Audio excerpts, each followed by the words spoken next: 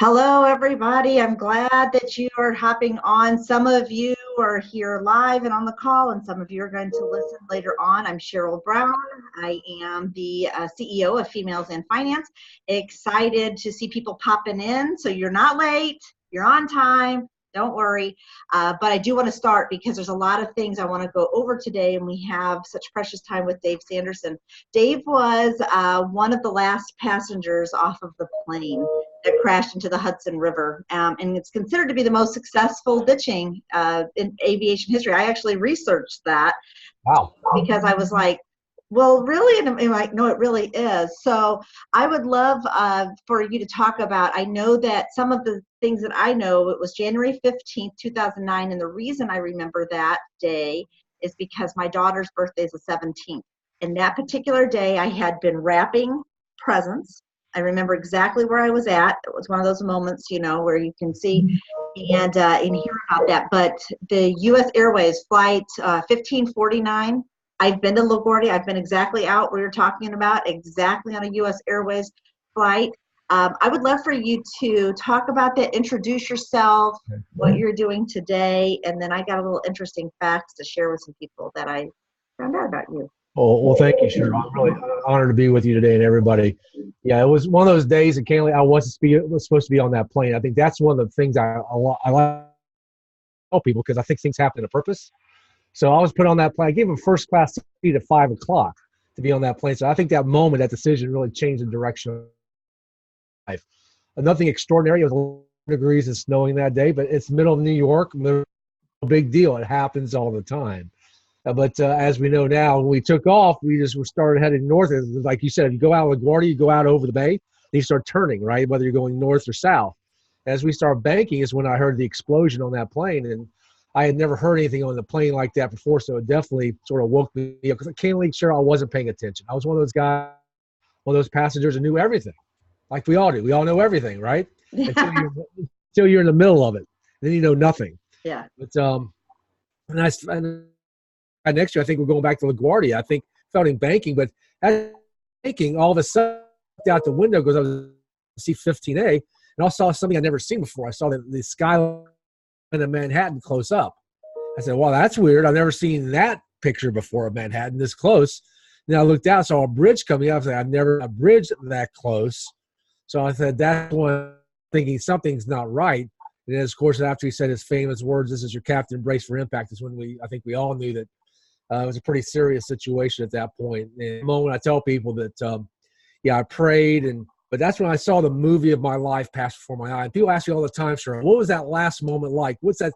This thing's about 6 minutes long, that last moment. And I tell people what's an amazing experience is, and I think it's true, when you think you're going to die or you're in that last moment, you see the movie of your life pass before your eyes. And I saw my life in crystal clear 4K HD. Everything was going in my life from Little League Baseball to the time I got married to the time we were having kids to that moment. I'm like, wow, this is what my life's about. And all of a sudden, sure, what happens is you see your life is like, this is what my life is made up of. And you say, okay, well, hopefully I lived it well because the next moment you may be dead. But fortunately for us, we got down safely. It wasn't uneventful. Tell people it wasn't eventful. It was a pretty hard hit. And I went back in my seat and forward in my seat, but then all of a sudden water started rushing in the plane. And I tell people that's part two. Part one, the captain gets all the credit. Part two, it's a team effort because now you got water coming into a plane, and now you got to sort of rally in a different way. I can't even imagine that. I probably am on a plane about 100 times a year.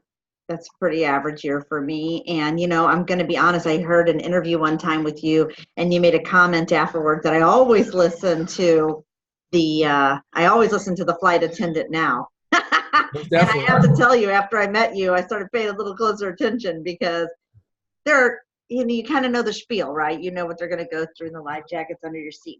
I don't know if I think instead it's would I know how to pull it out of there? Would I know how to put it on? I always remember as a mother, they talk about putting your own mask on first and then your kids, because as women, we have a tendency to want to take care of everybody else. And then that's exactly how you not do it on a plane. So to hear that, I have a girlfriend of mine, Leslie, who was in an actual plane crash, a private plane crash, and she and not everybody survived. So the fact that you walked away from a plane that went down and did that, she says the same type of thing where everything sort of flashes and you start getting real with what's important in your life, you know. So I wanted to make sure two people knew a couple of interesting facts about you, because I think this also plays into this. So one, as a speaker, I am impressed. You average more than 100 speaking engagements a year. That is insane. Okay, I think people should understand how much travel, planning, prep is involved with that, and how many people you have to coordinate and do things with. I speak at about 25 to 40 conferences or engagements a year, and that's a lot. So 100, you're in a whole nother. It's a matter of learning logistics really quickly. Yes. And there's no jet lag allowed in your life. There's no time zones become very obscure. I mean, they're just all, you're there. They all run together. You do it. The other thing I found was really interesting is you were the director of security for Tony Robbins. That's correct. That surprised. So when I did my homework, I was like, I didn't know that. And so there must have been, and then I actually did some research too and saw the things that he had said about that particular day, and you and specifically his thoughts that he had provided and shared. So do you think that part of being behind that too has been, with being a part of his whole world and stuff, the things that you learn have been beneficial and part of the mindset too? Almost definitely. I'm a big believer in NLP. Dr. Edward Llewellyn is somebody that I work very closely with, and he helps with the NLP training. So I believe in it. And I do too. And I believe in, neuroconditioning likewise. And I really adopt that. But being around that, I tell people, this by osmosis, you're going to learn something. Because I think one of the things he teaches is, I think it's totally spot on, is proximity is power. Mm-hmm. If you're around great people, you will get that just by being around them, how to really go about things. So I learned so many things by having to be that guy behind the scenes for him, and how to manage my mind, how to anticipate, how to persist. And I think those skill sets really helped me that day, in addition to everything else I learned, because a part of the backstory to that backstory, which you didn't bring up, is in 1984, I really got my first mentor who really came into my life. Now, he didn't know who he was, but he was a millionaire. He owned 80 movie theaters north and South Carolina. He took me under his wing. And I didn't know what a mentor was back then, but he was teaching me these lessons. He passed away in 1997. And he gave me these papers that he found in 1929 from his mentor as a gift. So don't just pass it on. But that's the year, Cheryl, that Tony asked me to be his assistant director, and I got elevated. So I think when somebody passes on, another person does come in your life, but you have to notice it. You have to notice it and take advantage of it. And I think just having those years with him, he's still a friend. In that interview that you're talking about, he tracked me down in the hospital. He's the only person that called me in the hospital that night. And all of a sudden, 1 or 2 o'clock in the morning, he and I are talking on the phone, and all of a sudden I come back and that video's out, and I was just so overwhelmed by him saying those kind words about me. So very overwhelmed. And I think that's really important. And you said something, you sort of glossed over it. And I want to go back, because I can tell you, as somebody who's been on a plane or whatever, when I pass those emergency exits, I want you all to know I'm checking out who you are. Because if I think for a second you're not going to be the person helping me, I'm climbing over you. I mean, I remember vividly one time there was a person there that was so self-absorbed in their thing, they weren't paying attention. And I remember that. But you said you were one of the people who stayed behind to make sure everyone got off that plane and it was filling with water. I want people to recognize, would you be the person that bolted for the door, or would you be the person that stayed and pulled people to make sure everybody got off the plane? Because they're different mindsets. I'm not shaming anybody for either way they go, but it takes a village. It takes everybody, because everybody can't be Dave who stayed behind. And that's a really important and powerful place that you were in to be there. So I think that it's important to recognize, which one are you? Are you the bolter, or are you the one who stays behind? I mean, I got to be honest. If I had to ask myself that right now, I'd love to be able to say, well, I'm the person who's going to stay behind. But given until that moment happens, you just don't know which one you are. Well, I tell people, one of the things I learned out of this is not to judge people for their backstory. So I think everybody had to do that day what they had to do. Fortunately for me, my mother was talking into my head. And that's why I say that the power and the female energy is amazing, because it can really sort of get in your mindset and help guide and lead you. That's why I love speaking to women's groups so much, because the power they give, they maybe don't understand the Mhm.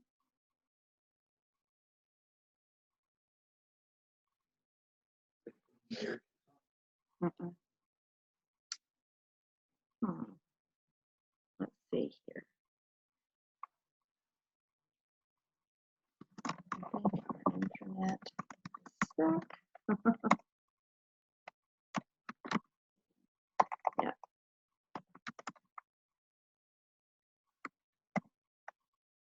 lost audio, it says. Everybody's saying on the thing. So I think what we're going to do, we lost audio. Yep, and his audio just kicked him off. It's his internet. Hang on. Can you hear me?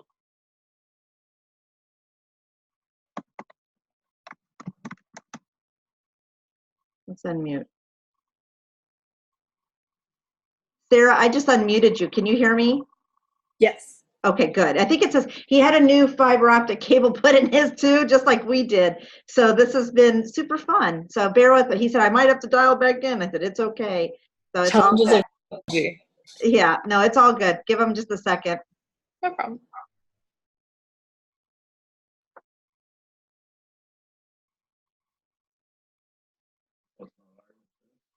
I think it might be a combination.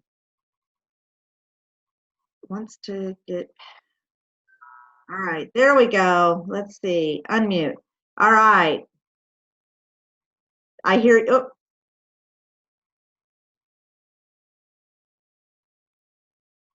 Unmute. Oh. All right, you should be ready. Oh, no. There we go. Now you're good. Can you hear me? I can hear you. Yep. There we go. Now you're back on. Yep, I sorry told about everybody, like, be patient. We've got, I know that we've had some problems with, we both had the fiber optic cable. Right now. Exactly. Yes. All right. So no worries. So going back and picking up where we just left off, I know that, you know, you talked about this idea. Nobody was shaming anyone about, you know, which one they were going to be in this, right? It was just a matter of you have to, we need people who stay behind and we need people to go because you got to empty, right?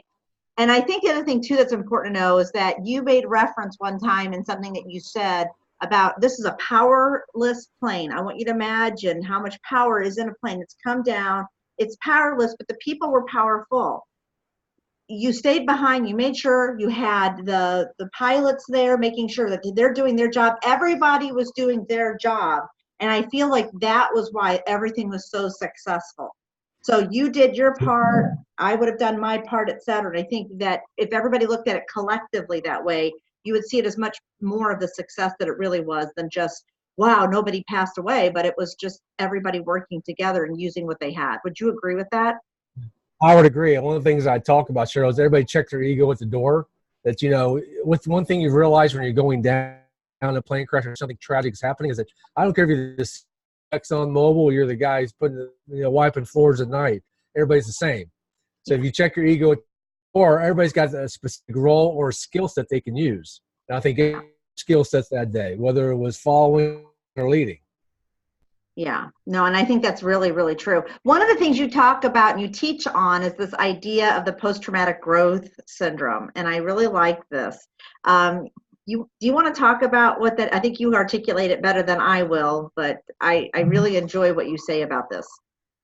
Well, I never knew what it was, so I was approached to do an interview by AARP magazine, and never heard the term before, and they agreed to do the interview. So they explained it's the opposite of PTSD. It's how does somebody grow from traumatic life events instead of going into a depressed state.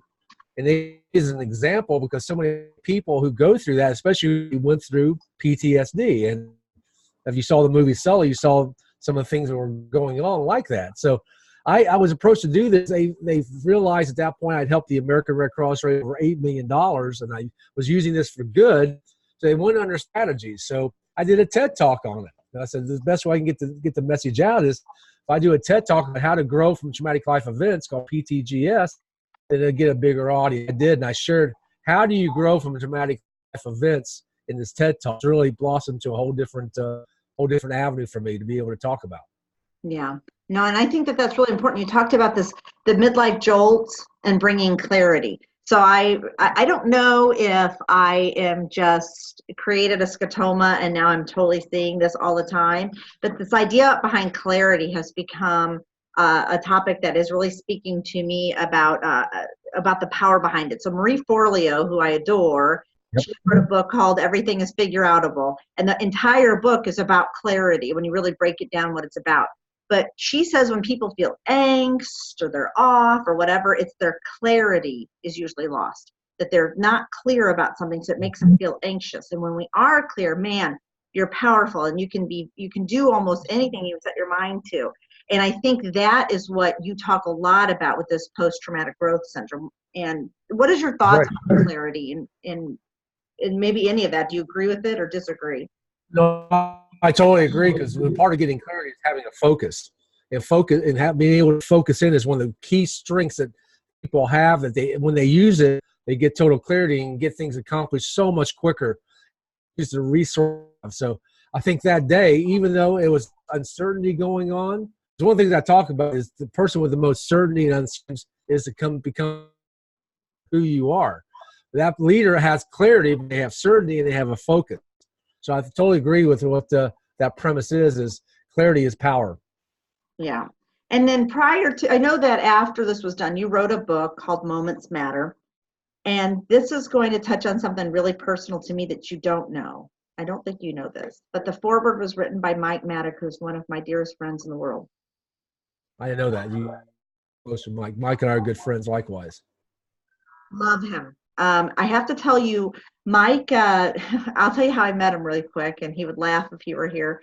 He believes there's no accidents either, but I totally stalked them on Twitter. This works, everybody. But I just really liked what their company was about. Maria Ferrante Shepis, for example, I mean, when the financial services industry, huge thought leader, innovator, and she, one day she called me and she says, okay, you've liked every one of my tweets. Who are you? Kind of thing. And I'm like, yeah. So we started talking, and she invited me to come to Illinois. And I went up there, and they're just outside of Chicago. She actually lives up north near you. I mean, in that area versus she gets over to Chicago, shall we say. But I remember walking in, and Mike Mattek was there. We had never met each other.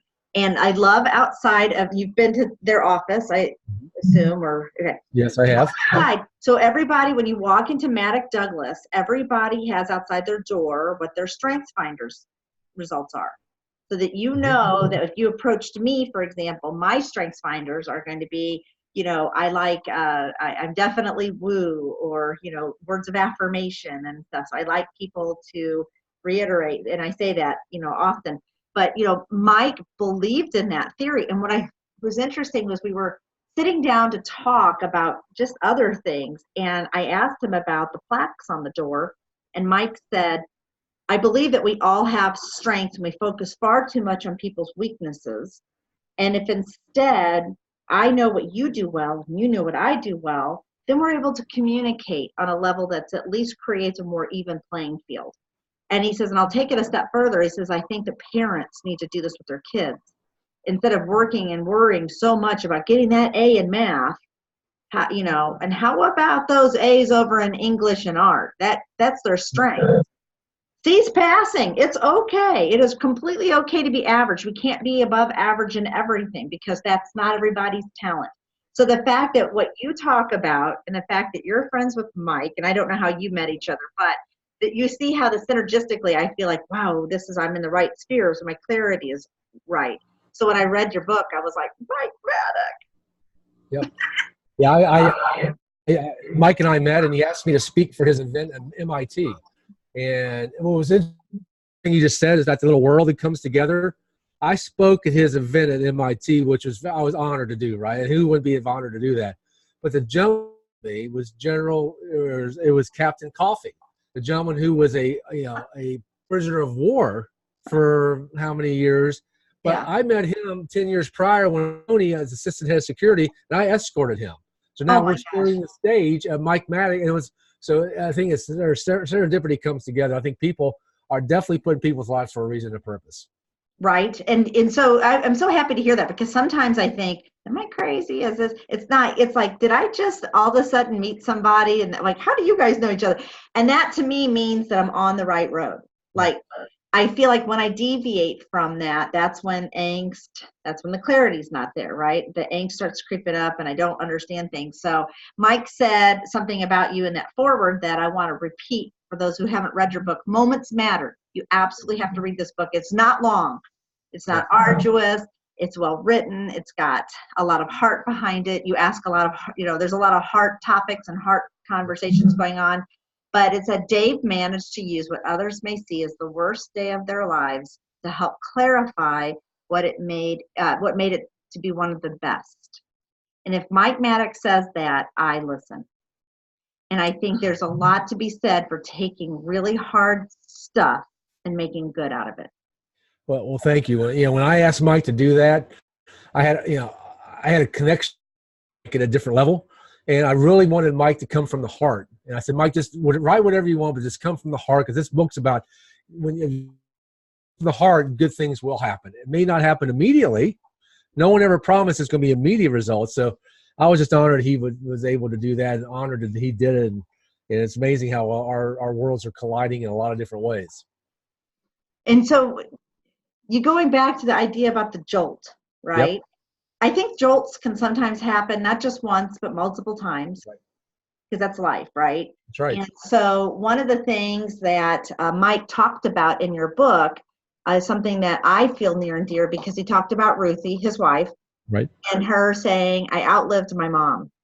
So that really, what people who are close to me, so like, Barb Pro was on the call, and she's one of my dearest friends. I will tell you that my mother passed away when she was 39 and I was 6. And I remember the day I turned 40, the very first thing I said was, I outlived my mom. Like, I always felt like I had an expiration date.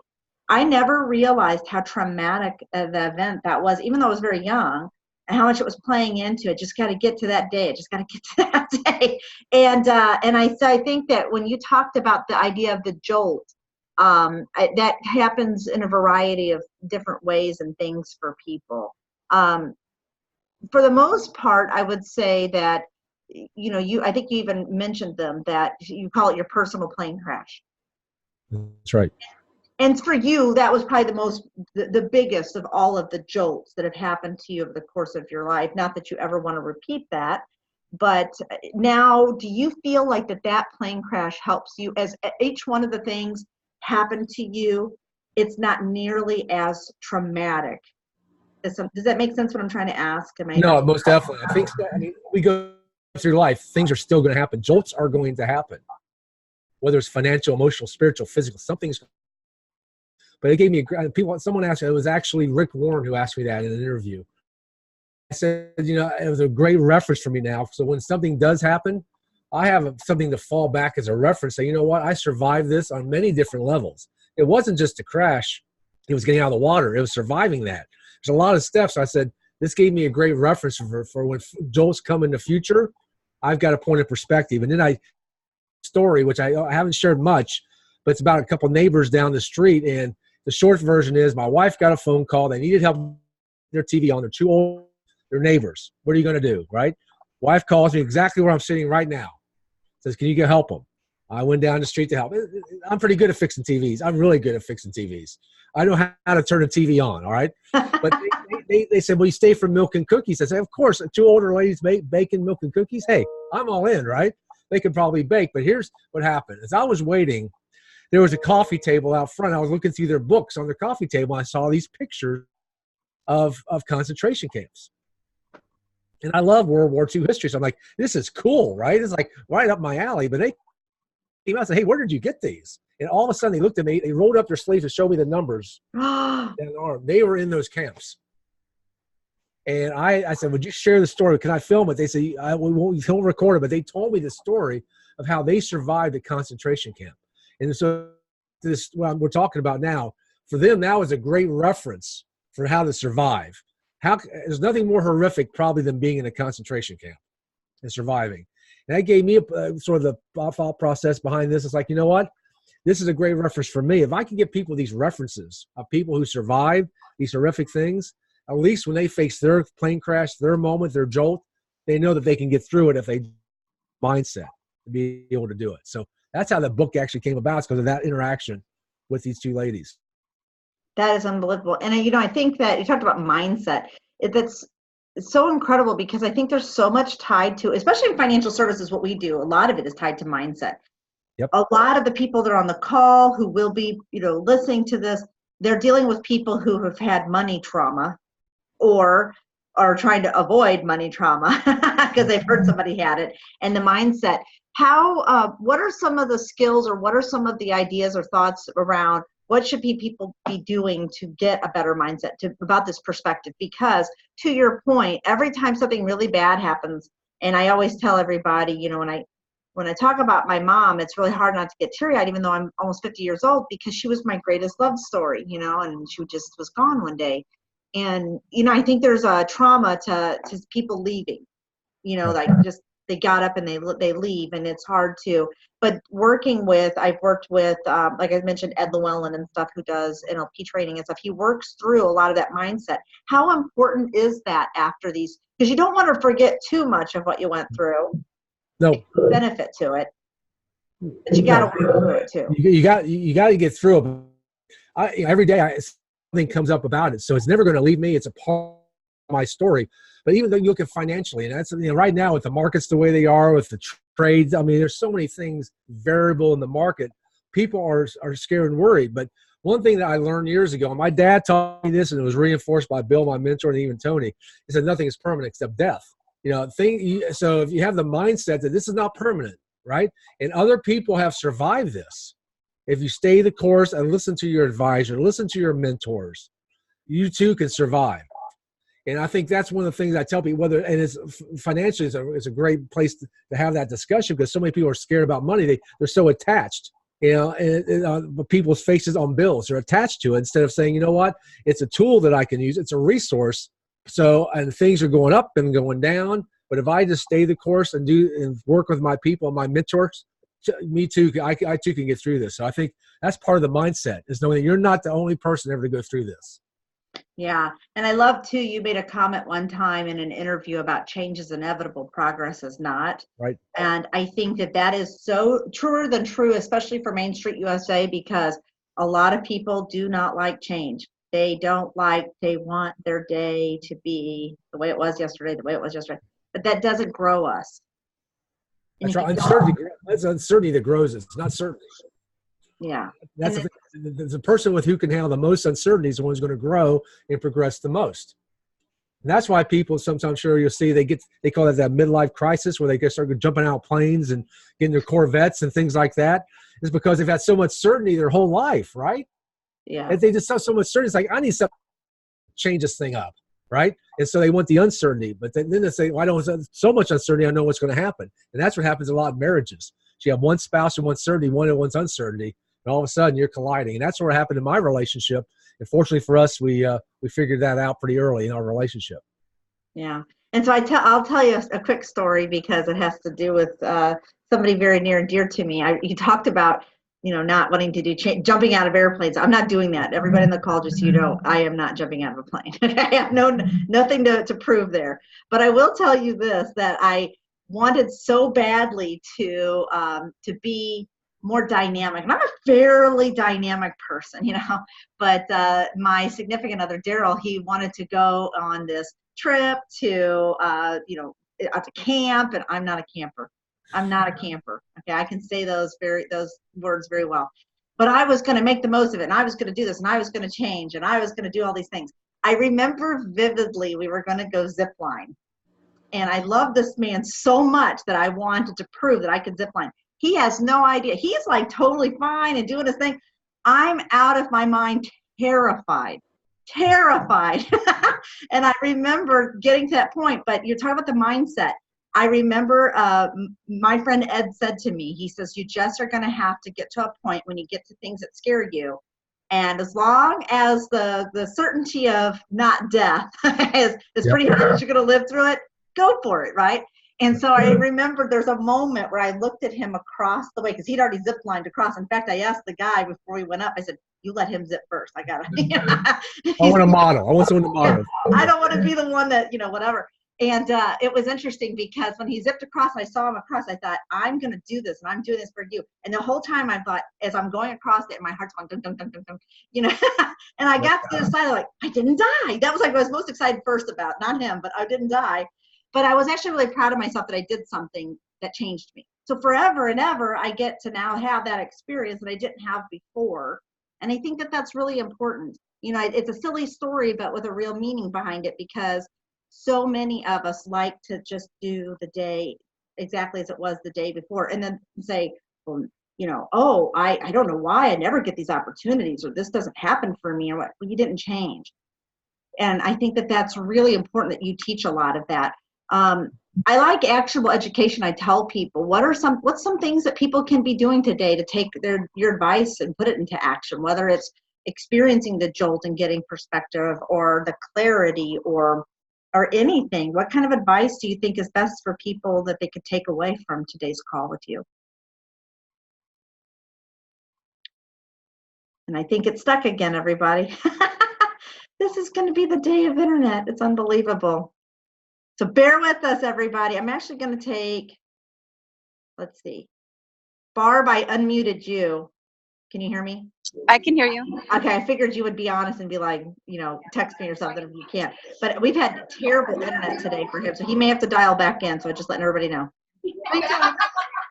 One of those days. Yep, that's exactly what happened. He's going to have to dial back in.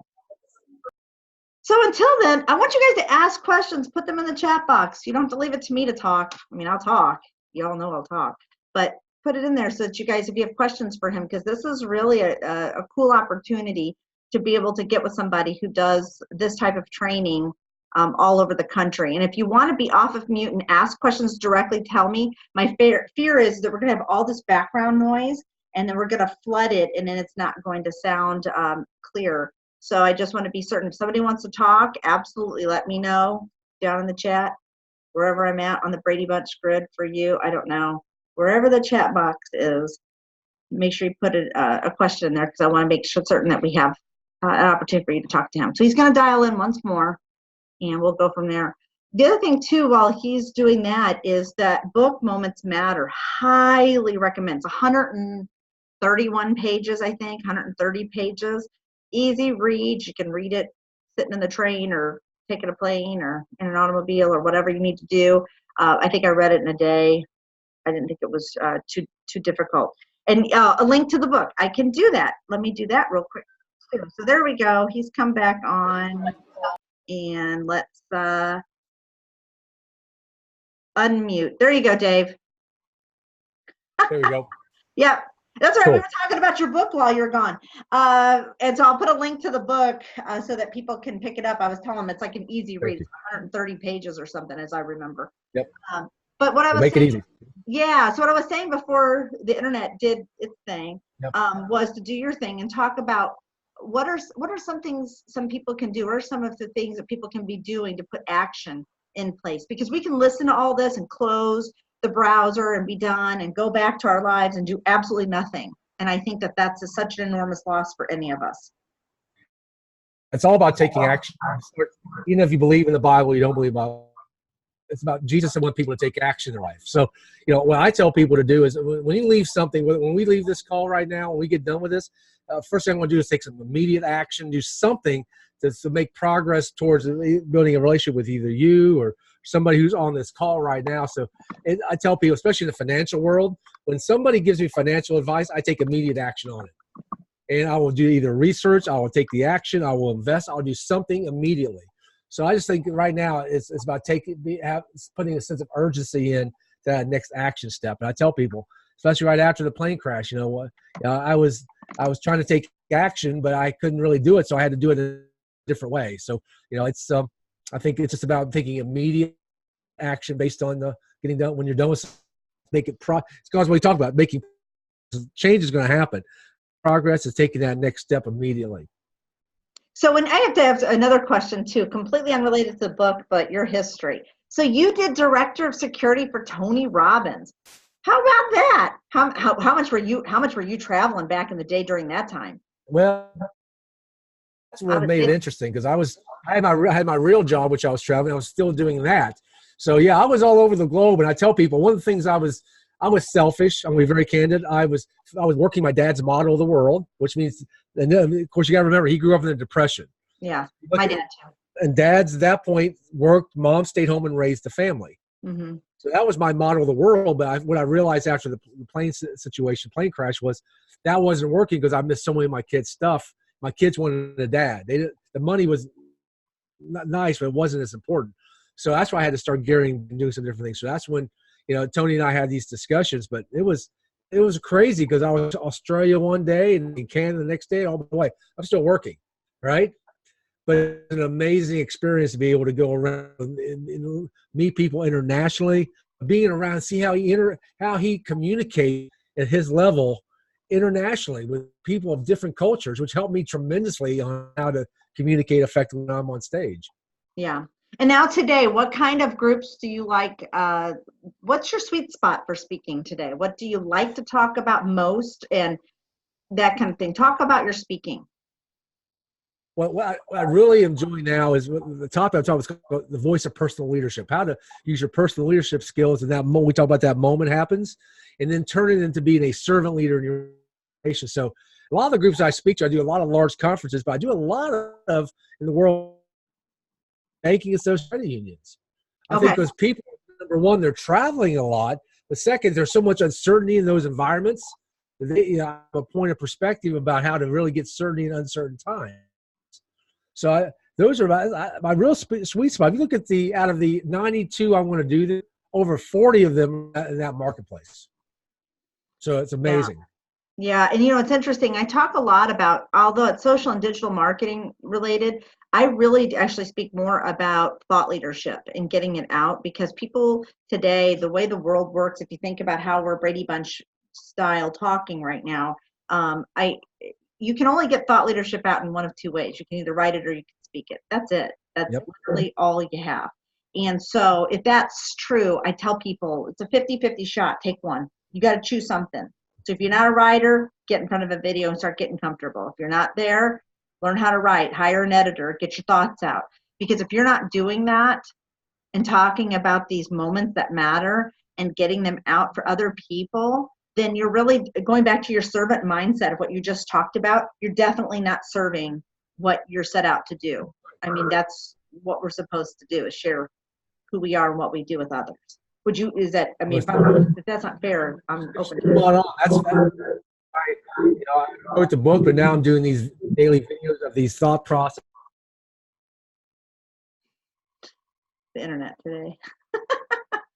I think his internet did it again. Oh, my Lanta people. I want you to, I can't believe there's all these people on the call and nobody has a question either. Put your question in the box. This is your time to actually meet with this gentleman and ask questions. He'll probably have to dial back in because it sounds like his internet went kaputski. I put the link to the book into the chat box. I think it's like $9 on Amazon, totally reasonable. I think he also takes the proceeds and gives them to the American Red Cross.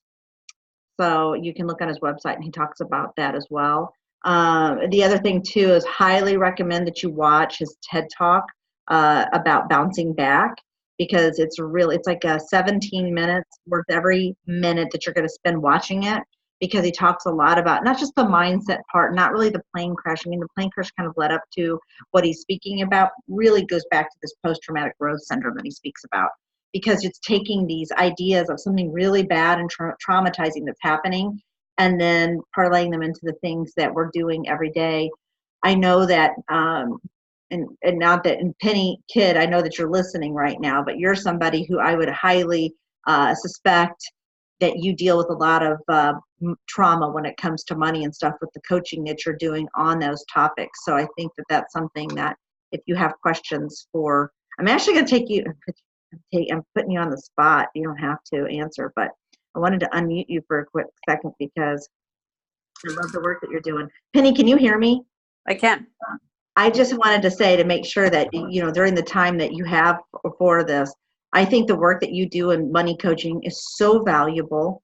I tag you sometimes. You're probably like, what the that lady doing there tagging me and stuff, but I just No. think the work that you do is really imperative. And I think the idea of what Dave's talking about this idea of, trauma and stuff, I think you see a lot of that with the money work that you do. Would you say that's some of Yeah, the- I think people don't identify it as trauma. Exactly. necessarily. And I think, it's easy for me to forget that there's an element of that.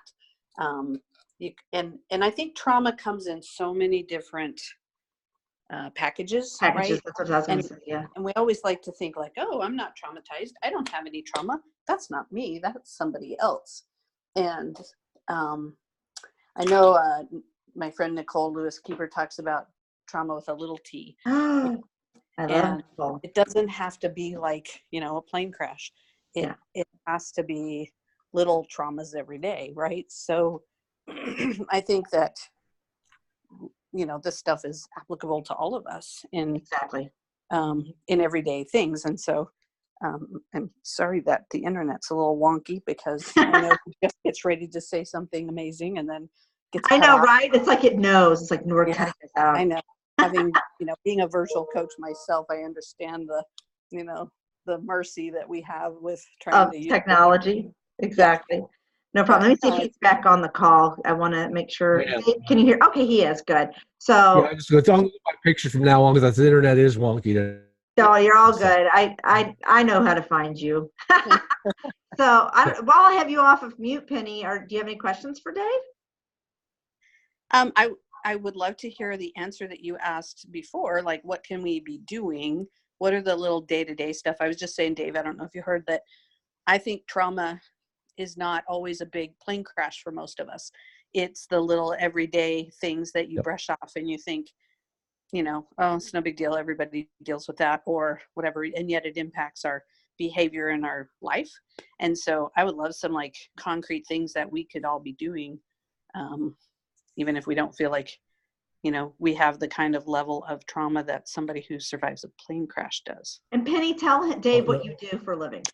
So I'm a financial coach, Dave, and I basically walk with people, hold their hands along, trying to clean up their behavior around money and creating a good system and a budget and a strategy to either eliminate debt or find money to build wealth. So I'm not a financial advisor. I'm really a social worker at heart, and spent 30 years in social work and child protection, and now use those skills and my personal experience of getting out of debt and kind of making my money behave to help others who are ready to do that. That's a big issue right now with a lot of people. And I get people every day asking me about the financial they're going through, and then they associate to my trauma. And the way I would answer that is a couple of things. Number one, I referenced it earlier about when I talked about those two older ladies that live down the street. One of the things I tell people to do is when they're going through challenges or thinking they're depressed, is find somebody who's done something, who survived something worse than you have. Find that through a reference. So I help people every day find virtual references. This is one of the things I do when people reach out to me, especially when it's like financial. I'll reach out to somebody who may be who's gone through a lot of challenges, and help them give a point of reference. Or another thing that I really talk and teach about is about how you attach the meaning to something, because the meaning attached to something produces the emotion and emotion is your life. So I help people understand every day about how can they associate it. The way you do that is reframe. It's easy to say. How do you reframe something from something negative to? And that's what actually I did about the plane crash. I help people do when they're going through a traumatic experience, and whatever you want to call it, is reframe it to a way it's a positive meaning. So therefore, it helps them, gives them energy towards that. Those are two things I usually tell people and show people how to when I'm working with them, one or in a group situation. I love that. Sarah, can you hear me? Yes. Wonderful. So Sarah Hatfield, you said, how do you get started? I wanted to make sure that you could talk to Dave directly. And you might tell Dave what you do, Sarah. I am a financial advisor, insurance, but I came from an HR background. So I just recently made the switch. And so I'm kind of in that space of how do you combine them all and how do you get started? Just when there's a different calling. And interesting, you came from an HR background because for 30 years I worked with HR professionals in technology. That's what I did in technology world. So I understand you made a big leap. So congratulations on making that move. Because it sounds like you had a calling to get out of that world. And I think that's what first thing is to have that calling and understand this is the direction that you and your creator wants you to take. So once you make that call, what you have right now is how do you use the skill sets you used in the to benefit those people who are you're now doing. I think you said you're a financial advisor now, correct? Correct. So there are similar HR world that you can use to help people identify, relate, approach, doing things, and just use analogies from our world to your financial. And that's all, in mine, I had a calling to doing right now. I never thought that I'd be doing what I'm doing right now, but I had a call, and what happened, how I sort of realized that, I'll give you stories that I actually had the honor to speak 9 years ago at the 9/11 remembrances in Charlotte, and which was a big deal. I don't know where you live, but 9/11 is a big deal where all the dignitaries come out and, and fire, medics, military. And so I was really amped up, but I took my minister with me, and he never heard me speak outside of the sort of the church environment. So when we were walking back to the car, he said something, and this is when it came to life for me, and hopefully you. In our faith, we believe there's autism. Into the faith, he said, like you went in the water that day on that plane and came out, and a whole new calling came to you.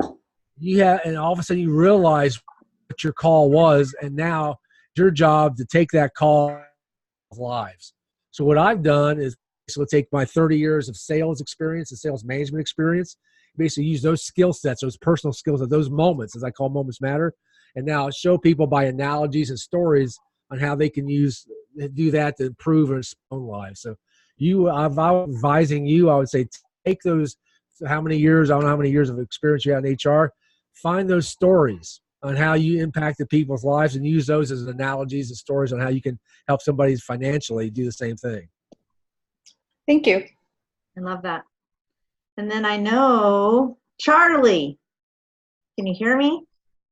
I can. I'm actually on the phone. My phone. How are you, lady? Good to see you. I'm well. What biggest change, you asked, what biggest change did he make personally after his experience? So Dave, she wants to know what was your biggest change afterwards. I'll give you two Charlie, quick ones. tell us what you do for a living. All right. I am a risk assessor. I work for Ash Brokerage, and I help I advocate for the consumer, and I try to get them good rates on their life insurance or their long-term care. And Charlie and I have Very known cool. each other a few years. Very cool. Just a few. Just a few. So Charlie, I say the biggest change I had is in my view. And people say, well, what do you mean by that? And I'll tell you what happened. Right after the plane crash, I was on a lot of TV shows, and one of them was Good Morning America. And we were in the green room after the show, and there was one who was on the plane who was, let's say like this, he was out of sorts, say it that way. He wasn't feeling really good about life. And judging it, and I did too. And, all of a sudden I started realizing, I found out that he had lost his job and was going through a divorce. And I started thinking about how judgmental in my life. And I said, at that point, I said, if I could stop judging people immediately, I understand their backstory, where they came from, maybe understand why they're acting the way they are. And all of a sudden, once I made that change, that shift, Charlie, it opened up so many avenues in my life, and I became less judgmental. And all of a sudden, I was meeting, Justice Kennedy. I was speaking at the Supreme Court. I was doing things that I would never even think about because I changed that one world being less judgmental. I said, what Dr. Martin Luther King would say was correct. Don't judge people by their color, by the content of their character. And that one thing changed after the crash. Okay, cool. Thank you so much. And thank you for meeting with us today.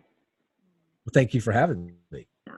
I know one of the questions, Barb had to take another call, but she said she wanted to know what we can do to help you as a male ally in the females in finance community. What are some of the things that we can be doing to plug you into things, Dave, that would be beneficial?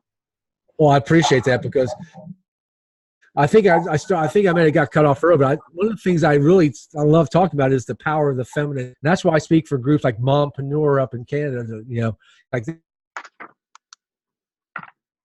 cut off.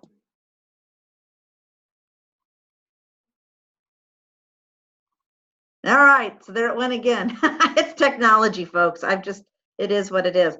But I think the best way that we can be helping him is getting him in front of event planners for speaking about the work that he does.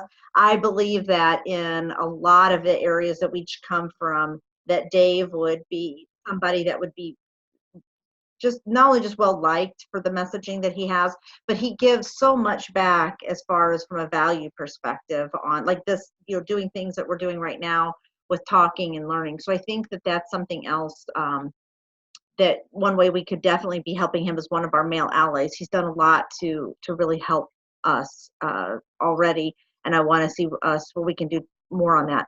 And I think, oh, and then Charlie had to go too. So you're back. I'm back. So I'm sorry. This internet connection we're having today is amazing. It's all good, and we all understand because we're all in that technology space. I think that I may have answered part of it in that I think one of the things we can do is be connecting you to event planners so that you can be at our events. That would be great. And I also do a lot of, you know, workshop coaching with, you know, leadership groups. Yeah. About how to turn your organization to a servant leadership mindset. And how I started with that, Cheryl, is I work with an organization, a group down in Atlanta with Don Barden, Dominique Wilkins, and a guy named Steve Nednovic about the Leadership Mindset series. It's really about how to turn an organization from the mindset they are in leadership to be servant leaders to grow their business. And those folks have been able to do, you know, Don did that with many companies. Dominique does that in the Atlanta Hawks, and Steve does that with Chick-fil-A. And I come in and talk about the leadership mindset from a personal leadership. So also that's a way you can help and support. Well, I'll make certain that when we post this, that we put a link to that and make sure that we can help connect you to those engagements, because a lot of these women know people that to put you in front of. So I think that that's good too. I want to be a bit respectful. We're coming up on the hour. We can close out. We've all had some internet problems too, but you know what, Dave, I just wanted you to say, first of all, I liked you the first minute. As soon as Joey Davenport says I have to know somebody, I listen to that. That's first. Second, that I meet you and I love you and everything you're about. Third, I read your book and then see Mike Mattek's name. So I mean, it's just the whole thing has just been very, you know, very heartwarming for me. So I just wanted you to know how much I appreciate this, that you did this for, you know, our community. Well, thank you very much. I'm honored to be here too, and hope it's some feedback coming on, but I appreciate it. And same here, Cheryl. When we connected, all of a sudden I felt there was a connection there someplace, and then all of a sudden he's coming together. So I'm honored, and I'm honored to be a part of your group, and hopefully I can add some significant value. Absolutely, and we'll put everybody in touch with that. So with that, we'll close out, and everybody on the call, thanks for the questions. Thanks for participating. Thanks for listening. I'll have the playback ready probably by the afternoon. It'll be uploaded and ready to go. And then Dave, you and I'll talk soon, I'm sure. We will. Thank you. All right. Thanks, everyone.